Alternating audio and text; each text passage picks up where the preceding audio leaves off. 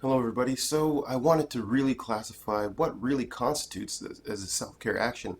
There's many different forms of self-care out there, and I really wanted to put together a standard so that we don't get kind of swept in the direction of just, let's say, marketed self-care, and we stay a little bit more true to the restorative aspect of self-care, the more health-oriented version, because this is the version that's going to help you progress in the way that you want to. So I came up with 4 specific traits that really characterize self-care. Now, this is by no means the end-all and be-all, but it is a great way to navigate the fluff that surrounds itself by the more powerful version of self-care.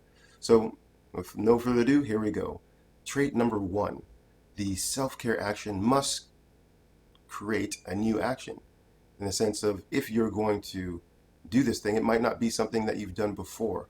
Or if you're doing something that you've done before, you would have to come to it from a different perspective, a different way of acting on it, therefore creating a brand new action. Um, trait number 2. Trait number 2 is it must take time to achieve.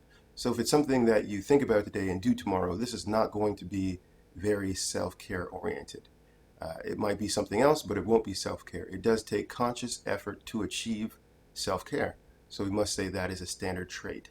Trait number 3, it must make your energy more effective. So lots of times we spend our energy worrying, stressing, and thinking about things that are not quite helping us move forward. So in this case, it must be kind of a reduction of our scattered energy going everywhere and more concentrated effort. This means it's going to be generally a more moral thing that solves several challenges at once. This is going to be more of a self-care restorative action. And trait number 4, the last one, is it must improve the character of the person doing the action.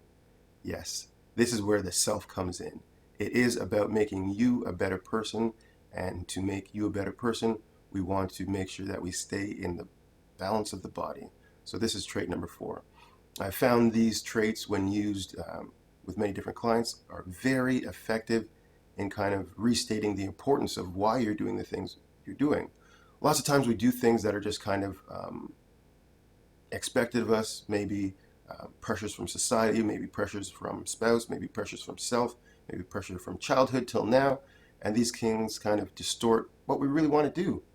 And sometimes we have to think about things a little bit different, be a little bit bolder, and gain new skills to really actualize this kind of inner potential. And this will ultimately reduce stress and make life a lot simpler, which is a lot more manageable. So hopefully these traits really help you progress. And again, I'll be creating a video that goes more into details of how to use these traits in a real life scenario so that you can apply it to your everyday life.